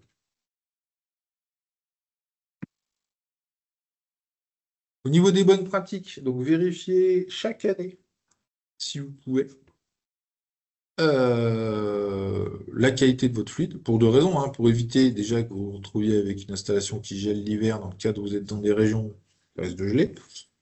Et la deuxième chose, ce que je vous ai expliqué, c'est que vous risquez d'avoir une augmentation de la concentration. Une augmentation de la concentration monopropylène glycol suite à des surchauffes ou une acidification du fluide a deux conséquences. Première, c'est que vous allez avoir un circuit qui va être plus pâteux, plus visqueux, donc bah, vous allez consommer plus au niveau des pompes, au niveau de l'échange, ça va être moins bon, vous allez perdre en performance, et surtout si vous acidifiez, vous allez aussi risquer de percer votre tuyauterie. Voilà, ça se surveille. En général, quand un fluide bouge de plus de 0,5, bah, faut se poser des questions sur le fonctionnement de son installation. Oui, il y a une question sur le suivi maintenance, mais on y reviendra tout à l'heure. Je sais que tu vas y répondre sur qui, enfin, quels contrôles sont à la charge de qui, professionnel ou le particulier, enfin, la maîtrise d'ouvrage, quoi. Ah, On bah, y reviendra, je crois que tu y reviens sur ta slide quand tu passes au suivi maintenance, donc on y reviendra tout à l'heure peut-être. Sauf si tu veux y répondre là, maintenant. C'est parce que c'est essentiellement ouais. lié au pH, justement. Qui est responsable pour les contrôles du pH? Est-ce que c'est plutôt un contrôle professionnel ou un contrôle de la charge du maître d'ouvrage? Bah, normalement, c'est la personne doit, enfin, en solaire, c'est assez flou. En gros, ce qu'on préconise aux gens, et les installateurs préconisent aux personnes, de contrôler leurs installations chaque année. Donc après, s'ils le font pas, et qu'il y a une dégradation du... Alors si effectivement ils ont un contrat d'entretien, c'est à la charge du professionnel. S'ils n'ont pas de contrat d'entretien, c'est qu'ils négligent leur installation. Moi, je conseille aux gens, j'en parle plus loin, hein, mais je conseille aux gens de faire vérifier leur installation à minima tous les 2 ans sur un saisie, quoi. Faut le faire en même temps que le reste. Surtout que c'est pas des contrôles qui sont très compliqués à faire. Ça coûte pas cher. Donc si on reste sur le circuit primaire, tu voulais nous parler du vase d'expansion, Ouais, dimensionnement. alors ça, c'est une des grosses problématiques sur les systèmes pressurisés, et je pense que c'est une grosse problématique en général, dans le chauffage en général, hein, quelles que soient les installations, c'est les dimensionnements de vases d'expansion ou les vérifications et les contrôles de vases d'expansion. Problématique. En solaire, on a la particularité d'avoir à la fois le volume des capteurs qui va dilater, le volume de la totalité de l'installation qui va dilater, mais en plus, nous, les vases d'expansion, ils sont calculés avec, en plus, la vaporisation capteur. C'est-à-dire qu'ils doivent être capables, les vases, d'encaisser à la fois la dilatation du système, plus la vaporisation du volume total des capteurs. Donc souvent, on va se retrouver, il y a quelques années, on se retrouvait avec des vases qui étaient souvent mal dimensionnés, trop petits. Un vase trop grand, c'est jamais problématique. C'est toujours mieux, hein, parce que les membranes travaillent moins, c'est plutôt mieux. Un vase trop petit, ben, ça va avoir pour conséquence de faire cracher une soupape, de perdre du fluide, on va le voir plus tard, juste après. Hop, voilà. Donc on va de perte de fluide caloporteur. Bah, cette perte, elle va occasionner souvent un arrêt de fonctionnement de l'installation, ou tout au moins un dysfonctionnement important de l'installation, puisque les capteurs sont souvent placés au-dessus. Dans tous les cas, vous allez avoir du coup un manque de volume. Enfin, vous allez avoir de l'air, enfin un endroit où vous n'avez pas assez de liquide, pas assez de pression. Donc vous n'allez pas pouvoir aller jusqu'à irriguer correctement vos capteurs ou remplir correctement vos échangeurs en liquide. Et donc un arrêt de la circulation du système, des surchauffes très importantes, puisque si le fluide ne circule pas, vous allez avoir des grosses surchauffes. Voilà, et des dégradations comme on a vu tout à l'heure. Donc ça, c'est très très important de vérifier les pressions de vase chaque année. C'est pas grand-chose à faire, il suffit d'isoler le circuit et de vérifier la pression du vase. Normalement, un plombier chauffagiste, la personne qui fait l'entretien du système, le fait chaque année. Et du coup, si on passe sur le circuit secondaire, échangeur Donc là, ça va sous-dimensionné. être. Alors là, on est plus sur des questions de performance. Alors, en gros, c'est un peu dommage d'avoir des super capteurs hyper performants et puis derrière de les brider en termes de performance par un échangeur qui va être sous-dimensionné. Alors ça arrive hein, pour différentes raisons, la qualité des... Déjà, à la conception par rapport à la sélection du matériel qui a été pris. Bah, pour des questions économiques, des fois, bah, on va choisir un ballon avec un échangeur trop petit par rapport à la surface capteur, enfin, etc., etc. La conséquence, c'est d'avoir des capteurs du coup qui vont travailler plus haute température, et donc qui dit plus haute température avec un rendement moins bon. Mais par contre, ça peut arriver tout simplement avec le temps. Si vous avez une qualité d'eau, si on prend de l'eau chaude sanitaire, si vous avez une qualité d'eau qui est tendance à avoir du tartre, vous allez avoir un entartrement progressif de votre système et donc un échange qui est moins bon. Et donc, pareil, euh, Donc, voilà. Donc c'est pour ça que on va voir les impacts dans le slide suivant. On va avoir une perte thermique au niveau du système, un primaire du coup qui va être élevé avec des surchauffes. Une sous-performance globale, hein, un rendement qui va chuter et peut chuter beaucoup, hein. Voire même un arrêt dans le cas des systèmes de production d'eau chaude instantanée, un arrêt carrément de distribution d'eau chaude, hein. Un taux de couverture faible, je reparlerai ce que c'est que le taux de couverture, mais en gros, bah, votre investissement, bah, vous n'en profitez pas. Donc attention, hein, ça peut réduire même, ouais, là je mets entre 20 et 40%, ou même aller à plus de 50% sur un mauvais dimensionnement ou sur une absence de suivi de la qualité des échangeurs. C'est bon, des échangeurs. Faites attention à ça. Au niveau des surfaces d'échange, bon, c'est des ratios rapides à vérifier avec les fabricants, hein, en fonction du système. L'idée, c'est d'avoir quand même des surfaces conséquentes. L'idée, c'est d'avoir des pincements les plus faibles possibles. Alors là, je vois des termes un peu plus techniques, mais en, en gros, c'est en solaire, on vise 5 degrés entre côté capteur et côté sortie échangeur. On veut des rendements à plus de 80%, 90%. Au niveau des échanges, puisque plus on va pouvoir faire travailler les capteurs à basse température, plus ils auront de la puissance. Et donc, voilà. C'est quand même du matériel au départ qui a un coût. Les échangeurs, les prix des échangeurs, par contre, eux, n'ont pas trop augmenté. Donc, ça vaut le coup de bien dimensionner un échangeur pour éviter de perdre de l'énergie inutilement. Sur les échangeurs à plaques, faites attention. Moi, j'ai encore vu sur des installations des échangeurs à plaques qui sont pas isolés. C'est quand même un peu bête, quoi.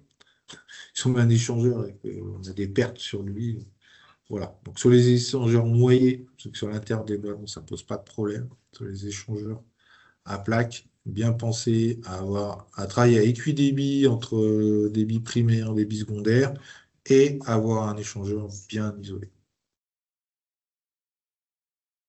Pour la partie régulation, un petit passage aussi. Alors la régulation, il peut y avoir beaucoup de problèmes. Mais en quantité, il y en a peu.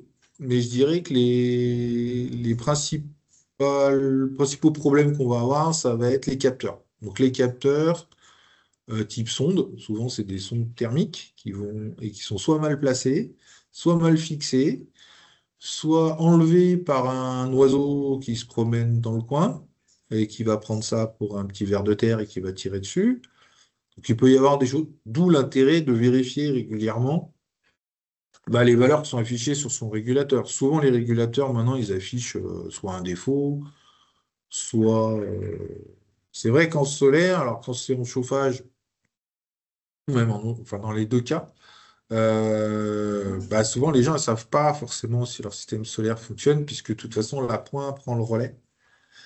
Donc de temps en temps, ça vaut le coup quand même d'aller jeter un œil au régulateur. Souvent, il va vous afficher assez facilement les défaillances qu'il y aura. Câblage incorrect, inversion, ça c'est à la mise en service. Mais tout le reste, normalement, vous voyez après. Impact et conséquences. Eh ben, alors, ce qu'on peut rendre, ce qui est assez amusant, et ça on le rencontre plutôt au début des installations, c'est les capteurs inversés. C'est-à-dire que l'hydraulique qui a été inversée, l'installateur fait attention. Ça se repère assez vite et maintenant les régulateurs souvent l'indiquent. Donc c'est indiqué. Mais par contre, vous pouvez avoir, qui n'est pas forcément lié à la régulation, peut-être plus lié à des problèmes de clapet, où vous pouvez avoir une perte de chaleur dans les capteurs la nuit par thermosiphon naturel. Normalement, la régulation le détecte et vous l'indique. Sur les régulations vraiment basiques, effectivement, il n'y a pas cette info-là. Mais bon, de plus en plus, les fabricants essaient d'intégrer des choses qualitatives. C'est pour ça qu'on voit qu'effectivement, eh ben, tout s'améliore, hein, toute la filière progresse et je trouve ça très bien. Donc, on va avoir des conséquences sur bah, le système s'arrête souvent ou fonctionne en marge dégradée, enfin, ça détériore un peu le fonctionnement. Euh, les ballons sélectionnés, Alors, ça peut être lié à la régulation, mais aussi surtout à la position, au placement des sondes. Souvent, moi, je vois des sondes qui sont pas au bon endroit, ou qui sont placées pas assez profond dans les doigts de gants, ou il n'y a pas de graisse dans les doigts de gants. Du coup, les valeurs mesurées sont pas cohérentes, et du coup, on va avoir un système qui est pas bon. On peut aussi avoir au niveau régulation, mais ça, c'est plus rare. Des usures prématurées de circulateur quand la commande de pilotage du circulateur n'est pas bonne euh, par la régulation. On a eu toute une phase là, critique où les nouveaux circulateurs sont rentrés à partir de 2015 et les régulateurs solaires étaient des anciennes générations et géraient pas ces nouveaux circulateurs. Et ça a posé des dégradations de circulateurs. Mais ça, je dirais, bon, voilà, c'est des choses qui n'ont pas été. Maintenant, c'est vu, c'est calé, il n'y a plus ces problèmes-là. Mais ça a eu existé, effectivement. Euh, donc, oui, importance du paramétrage de la régulation en fonction du type de système. Normalement, les fabricants essayent de mettre un paramétrage par défaut qui est relativement correct. Et maintenant, les professionnels RVE maîtrisent relativement plutôt bien, hein. Ça, c'est des paramètres standards. Je dirais faire attention aux bidouilleurs, entre guillemets, qui veulent modifier un peu tout et qui auront tendance à... Voilà, c'est plutôt ça qu'on va rencontrer maintenant comme problématique, plutôt que si on se base maintenant sur les systèmes corrects, on n'aura pas de dysfonctionnement notoire. C'est très fiable.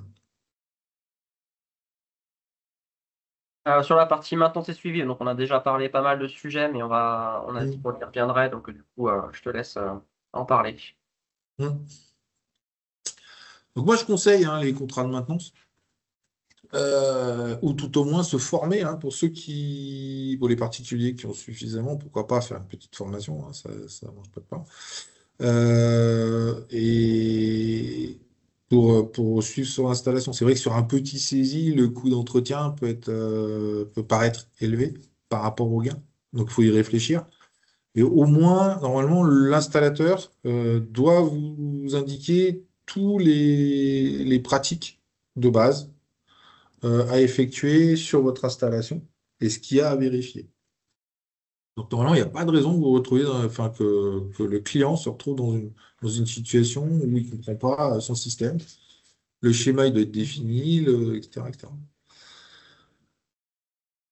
Euh, Par contre, ça a un coût important, hein, l'absence de maintenance sur les installations. On en est même arrivé, l'ADEME en est même arrivé à faire une prime de rénovation sur les installations collectives, justement pour réhabiliter des installations euh, d'une dizaine d'années parce qu'elles étaient défaillantes, pour éviter qu'elles disparaissent, ces installations, ce qui est très bien, mais c'est normalement, si l'entretien courant est fait, on ne devrait pas avoir ces problématiques-là. Les coûts en... Bon là, je vais parler pour l'INES, mais il y a d'autres organismes qui font ça, hein. Même pour un particulier, le coût maintenance préventive annuelle, il peut être soit nul, parce qu'il y a des fabricants qui l'intègrent directement dans leurs produits, c'est-à-dire que souvent, ils ont une plateforme, souvent, enfin, en SCC ou en saisie plutôt collectif, mais même sur les petites régulations, vous pouvez trouver maintenant de plus en plus, ça commence à se faire de plus en plus. Après, il y a des organismes comme nous ou d'autres qui peuvent proposer des solutions de suivi. On va le voir plus loin. En tout cas, ça a une importance. On a vu tout à l'heure que c'était 30% à peu près, hein, 25-30%, hein, la maintenance, l'absence de maintenance sur les systèmes. Et sans maintenance, les systèmes, globalement, ils sont assez résilients, puisqu'on a vu que les premières pannes, elles arrivent au bout de 6 à 7 ans. Mais ben, quand elles arrivent, elles vont avoir des coûts relativement importants. Donc il vaut mieux éviter ces coûts importants au bout de 7-8 ans et avoir une vérification correcte. Surtout que les vérifications, elles sont simples, hein. Ça va être pression du système, pH du système, pression de gonflage du vase, vérification de fonctionnement normal de la régulation. En gros, bah, est-ce que mon circulateur il tourne quand il fait beau? Est-ce qu'il s'arrête quand il fait pas beau? Voilà, donc c'est pas très compliqué. Et la vérification de l'étanchéité, bah déjà, si vous avez une baisse de pression, vous allez tout de suite savoir si vous avez des fuites sur votre installation. Donc, c'est quand même dommage de ne pas avoir ce genre. Enfin, voilà. Moi, j'arrive pas à comprendre que quelqu'un qui a une installation. euh, Enfin, si, j'arrive à le comprendre, parce que les gens ont beaucoup de choses à faire dans la vie. Mais normalement, quand même, c'est quand même un certain investissement. Donc, normalement, on devrait pouvoir surveiller assez ça. Surtout que c'est très fiable. Globalement, c'est très, très fiable. Donc, c'est vrai que c'est plutôt ça. C'est-à-dire que les gens, au bout d'un moment, ils oublient de regarder parce que ça marche tellement bien qu'au bout d'un moment, ben, il y a un truc, quoi. D'où l'intérêt du monitoring et des alertes. Donc là, maintenant, sur certaines régules, il y a possibilité d'envoyer un mail ou un SMS d'alerte si l'installation dysfonctionne. Alors, ça peut être gratuit, comme je vous disais, ou moins de 100 euros. Alors, pour les petits collectifs, typiquement, ça peut être intéressant. L'individuel, bah, pourquoi pas aussi. Euh, Au niveau des plans de comptage, on là, on rentre un peu plus sur des systèmes un peu plus gros, hein, souvent parce qu'on fait du comptage énergétique, mais pourquoi pas. Sur les plans de comptage énergétique, l'idée c'est nous en France, on compte l'énergie solaire utile. En gros, c'est ce que vous consommez quoi, en énergie. Par rapport aux autres types de systèmes, souvent on compte ce qui sort, enfin, ce qui sort de la chaudière. On compte pas. Là, nous, ce qu'on va compter, par exemple, pour l'eau chaude sanitaire, ça va être la quantité d'énergie que consomme le client, et non pas ce que fournit les capteurs. Parce que si on comptait ce qui fournit les capteurs, on aurait en réalité bah, les pertes du ballon, les pertes, tout ça. Donc, pour être plus juste, entre guillemets, on compte l'énergie solaire utile, l'utile. Ça peut être intéressant d'avoir un compteur sur la pointe pour mesurer bah, votre consommation, hein, mais ça peut être aussi simplement. Souvent, vous l'avez au niveau compteur gaz ou compteur électricité. Et puis, le calcul du taux de couverture. Donc ça va être la partie, bah, combien, en gros, votre installation, elle couvre combien de vos besoins. Hein, donc ça, c'est toujours des ratios intéressants. Et sinon, ce que je disais tout à l'heure au niveau des points de contrôle simples, hein, qui sont dans le Calisol ou dans les DTU. Donc l'état des capteurs, les étanchéités, l'état de l'isolation des canalisations, les pressions, les fonctionnements du circulateur, l'absence de fuite visible. Déjà, c'est des choses, ça, que je dirais presque n'importe qui peut faire. Et les températures de capteur VS ballon. Donc ça demande peut-être un peu plus de savoir-faire. Les différentiels démarrage-arrêt, c'est pareil, bon. S'ils sont indiqués, pourquoi pas, mais sinon, effectivement, c'est plutôt axé sur des professionnels. Le pH, la concentration du fluide, on a vu hein, tout à l'heure. Les pressions de gonflage, les taux de couverture, enfin bon, voilà. La productivité en kilowattheure par mètre carré par an, c'est ce qui est demandé à l'ADEME pour les subventions au niveau des collectifs. Donc ça, on en aura besoin, effectivement, de cette valeur-là pour tout ce qui est collectif. Au niveau des systèmes et outils de dimensionnement, donc je reparle de Solo et casque. Solo plus accès aux chaudes solaires, même carrément accès aux chaudes solaires. Donc vous avez accès à Solo 2018, si vous tapez Solo 2018. Vous allez tomber dessus sur Internet. Il est actuellement hébergé. Donc ça, c'est l'ancienne version, hein. La nouvelle version devrait sortir, normalement, on va essayer de la sortir avant, on va dire, milieu, début d'année. Prochaine, casque, normalement, doit sortir fin d'année. On va sortir fin d'année avec les mises à jour par rapport. Alors, la version actuelle est toujours fonctionnelle, hein, mais elle intègre, enfin, elle est moins précise par rapport à la RE. Et puis, il y a certaines choses qu'on a voulu rajouter sur la nouvelle version parce que, ben, au niveau du bâtiment, ben, elle est plus, vous verrez, elle sera sympa. Donc, voilà. L'important, chacune. Alors, casque, c'est fait pour dimensionner les SCC, quel que soit le type de SCC. Donc, on a vu les différentes, donc soit en hydro-accumulation, soit en solaire direct.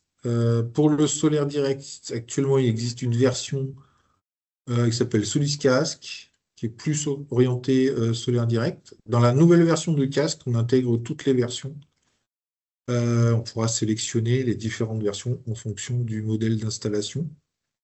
Pour Solo, ça va couvrir tous les besoins eau chaude. Il existe aussi CalSol, qui est un petit logiciel que l'Ines avait développé.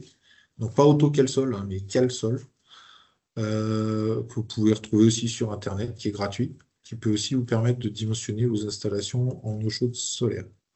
Voilà. Ouais, je ne sais pas si vous avez des questions sur le dimensionnement. Ouais. Bah, du coup, je vais sur le bas de la diapo, là, donc on parle de Sokol, là, qui permet d'avoir accès à pas mal de ressources sur le sujet. Donc, comme ça, on va parler Alors, des ressources.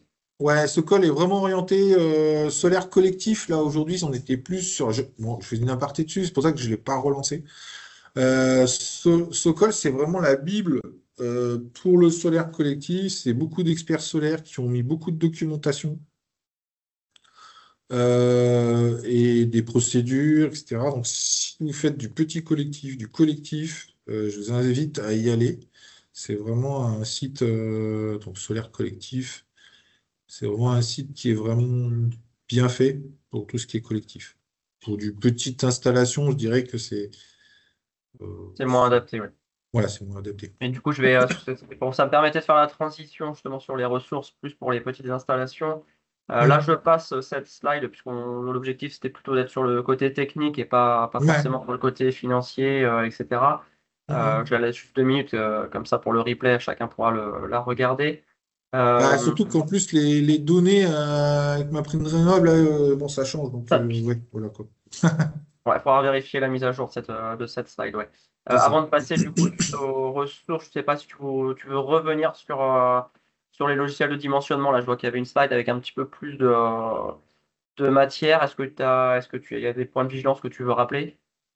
Bah, après, pour les dimensionnements un peu plus poussés, effectivement, il y a des logiciels comme Polyson, Tessol qui sont plus sur du dimensionnement plus poussé. C'était pour ça, c'était simplement, je voulais les citer, parce qu'ils existent.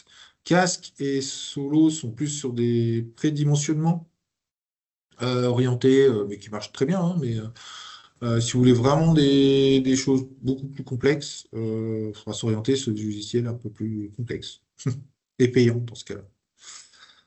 Voilà. Ok. Et Par du contre, coup, ce qui est important, c'est au niveau de la validation, c'est donc surtout sur les capteurs, hein, soit des attestations CSTB, soit des attestations SolarKeymark au niveau des capteurs. Pour les ballons, c'est pas colère, j'ai une faute là, c'est pas sur SolarKeymark. Voilà. Et au niveau des ouais, voilà. Après, sur les grosses installations, vous allez passer par des bureaux d'études. Donc là, on donc, revient voilà, effectivement. ouais, sur cette slide-là, on a parlé de pas mal de choses déjà en termes de ressources. Peut-être un petit mot sur la formation Inès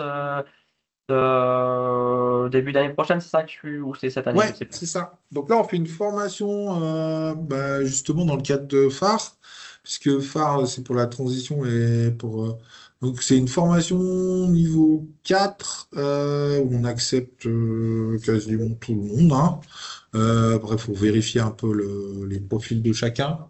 Sachant que donc c'est une formation qui dure 6 mois avec une grosse partie en entreprise et une grosse et enfin en gros c'est à peu près moitié-moitié. L'idée, c'est vraiment de former des techniciens solaires parce que il y a une demande au niveau du marché. Ben, c'est une formation de techniciens. En gros, ils auront toutes les possibilités. Enfin, ils vont pouvoir voir et pratiquer. C'est une formation qui est très pratique et avec toutes nos ressources ici, avec toute la plateforme ici, avec avec 2 stages en entreprise et où on essaye de les faire sortir avec eh ben, toutes les compétences en solaire thermique. Ils vont voir du petit saisie jusqu'au très gros collectif, voire même voilà. Donc c'est vraiment une très belle formation. Donc bah, si ça intéresse du monde, n'hésitez pas. Euh, ou si vous connaissez des gens que ça peut intéresser, c'est.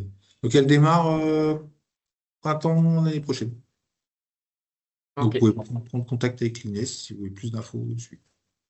Ok. Et du coup, je reviens sur les ressources, voilà, plus sur les peut-être le suivi de la maison individuelle aujourd'hui. Sur la plateforme ProReno, que vous connaissez sans doute, je vous ai mis là, encore ce que je disais, une liste un petit peu de QR codes. Mais voilà, c'est des fiches autocontrôle pour les saisies, pour les CSC aussi, qui permettent, quand on les balaye, de rebalayer un petit peu tous les points de vigilance qu'on a cités aujourd'hui. Parce que je dis, on n'a pas été exhaustif, mais pas loin. Je pense qu'on a quand même balayé beaucoup de sujets. Et dans ces fiches autocontrôle, elles sont basées soit sur des points RGE, mais ça va même au-delà des points RGE. Mais du coup, ça permet quand même d'avoir une bonne continuité de lecture sur tous les points à prendre en compte depuis comme on a fait aujourd'hui, hein, depuis la conception jusqu'au suivi. Donc voilà, vous avez ces deux fiches autocontrôle qui existent. J'ai remis aussi le petit QR code du MOOC Rénovation Performante, puisqu'on en parle un petit peu dans cette formation. C'est un MOOC qui est en continu, hein, donc vous pouvez le démarrer quand vous voulez, le terminer quand vous voulez. Il sera reconduit l'année prochaine, donc c'est en continu. Pour revenir sur ProReno, je vous ai aussi fait une petite sélection là sur le SSC par exemple, vous avez donc les fiches autocontrôle, mais vous avez aussi les calepins de chantier qui existent, des recommandations professionnelles aussi. Donc si vous prenez ce QR code, vous aurez déjà une présélection des documents qui seront faits sur la partie SSC. Et j'ai fait la même chose sur la partie ECS. Donc vous retrouvez les ressources sur ProReno. Après, vous pouvez faire votre propre recherche si c'est pas suffisant. Mais voilà, au moins vous avez le lien vers ProReno qui est les, euh, la plateforme des ressources pro de la rénovation énergétique, mais c'est valable aussi là sur le neuf. Donc c'est vrai qu'on a dépassé un petit peu le temps, mais je pense que voilà, c'était nécessaire. Il y a pas de souci là-dessus. On a balayé pas mal de questions, donc voilà, je sais pas, j'ai pas forcément relevé toutes les questions qui étaient en lien avec l'économie, le coût d'un projet, le comparatif production ECS photovoltaïque et solaire thermique. Lionel, je passe. Est-ce que tu veux en dire un mot? Je ne sais pas si tu as vu passer les quelques questions sur ce sujet-là, mais les Ouais, webconférences, elles se veulent quand même assez techniques et on priorise les questions techniques. Mais voilà, là, si tu as 2-3 minutes et puis un avis, parce que tu peut-être pas, je ne sais pas si tu as un avis sur le sujet, mais voilà, si tu souhaites apporter quelques éléments là-dessus. actuellement, vu le prix des capteurs photovoltaïques, c'est vrai que ça a un impact sur le calcul. Par contre, un capteur thermique est à peu près 5 fois plus performant en termes pour faire de la chaleur qu'un capteur photovoltaïque. Donc voilà, c'est à comparer. J'ai rien contre. Je veux pas mettre en opposition les différentes technologies. Je dirais que ça va dépendre des sites. Si le site a besoin de chaleur pour du chauffage, etc., je privilégierais peut-être plus les systèmes thermiques. Effectivement, on peut se poser la question sur une installation où il y a déjà du photovoltaïque, est-ce qu'il faut rajouter un chauffe-eau solaire ou pas? Je ne sais pas. Mais par contre, voilà, les deux énergies existent, il ne faut pas les opposer, à la rigueur, il vaut mieux les additionner. Et puis, Après, voilà, ça me permet de faire le lien et de rappeler que les webconférences, là, ici, dans le cadre de phare, elles sont pas là pour amener toutes les solutions. Elles sont surtout là pour éveiller la curiosité et bien mettre en avant les points de vigilance qui sont bien identifiés sur le terrain.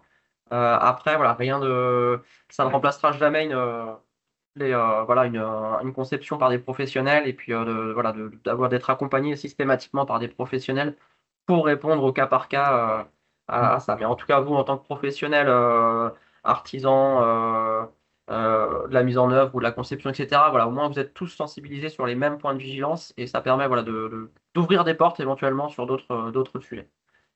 Du coup, on va pas aller plus loin aujourd'hui. Je te remercie Lionel pour la participation et merci à l'Inès pour la participation à cette webconférence. Donc le replay sera disponible dès qu'on aura le montage finalisé. Et puis comme d'habitude, on fait un chapitrage pour vous faciliter les choses, pour retrouver les éléments qui vous intéressent. On remettra des liens forcément dans la description de la vidéo aussi. Et puis, prochaine webconférence, ce sera, alors je n'ai pas le sujet encore, il y a plusieurs sujets potentiels. Ce sera fin décembre, on va en faire une dernière cette année. Et puis, on repartira sur un cycle l'année prochaine aussi de 4 à 5 webconférences tous les ans. Donc voilà, n'hésitez pas via les différents canaux aussi, hein, que ce soit LinkedIn ou la newsletter du Rex, le MOOC aussi. Je sais qu'il y a des utilisateurs du MOOC qui sont présents pour donner les thématiques que vous souhaitez voir abordées, qu'on n'aurait pas encore abordées. On a déjà quelques sujets qui sont à travailler, mais voilà, n'hésitez pas à nous alimenter là-dessus. Donc merci encore à tous. Merci Richard, Lionel pour le suivi derrière. Et puis à très bientôt. Un grand Merci. merci à tous. À bientôt. Bonne journée. Bonne journée.